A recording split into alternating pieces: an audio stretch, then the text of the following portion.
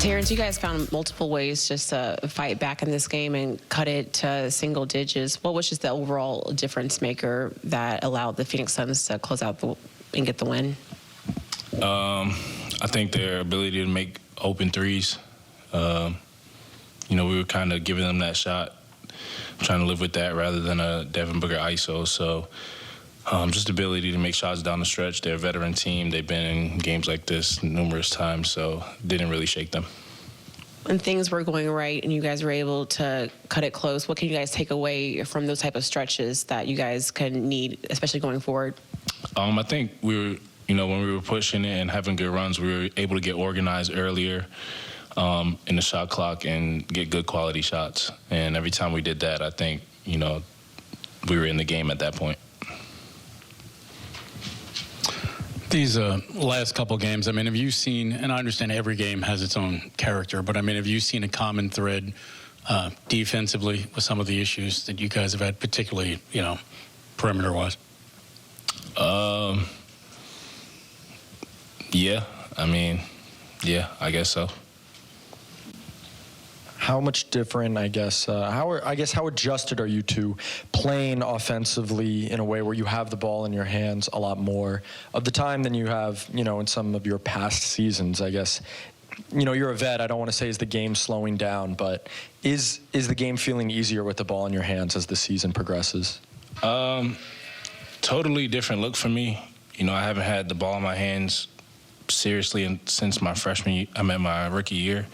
That's when I played mostly point guard, so it's been 6 years since I've been on ball for most of the game. So a lot of different looks, just a whole different ball game that I'm slowly getting used to. That's really, what it is. It's just a slow grind for me. And, I never know where I'm going to be, whether it's, playing mostly out of the corner or playing mostly on ball. I'm just here to do my job and show these younger guys, how to be a pro. Continuing with that, obviously, we've talked to you throughout the season. Jordy has talked about he's asking you to be, the veteran in the locker room, and depending on which guards are available, you might have to handle the ball or be off the ball. How has it been trying to adjust to where your role could be different on a nightly basis? How hard has that been? It's not easy, every day is something different, but, I'm a pro. I get paid to do this. This is my job. I've been playing basketball since I was little. It's a game.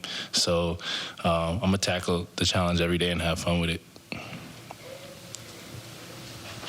just want to circle back for a second. What do you think are some of the main lessons that you've learned that you are now trying to impart, maybe some of the, less obvious ones that you really learned with experience that you want to impart on these young guys?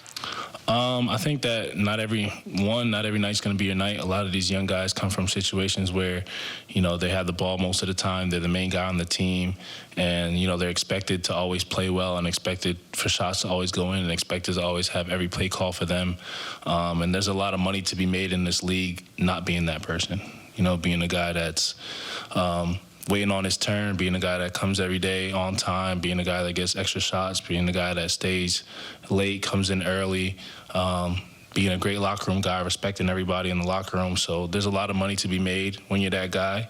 And a lot of people come to this league and they just want to be that guy. They all want to be that all-star. They all want to take 10-plus shots a game. They all want to, play 30 minutes, but, that's not what it's all about. And a lot of championship teams understand that, and that's really what I want to bring to, this organization.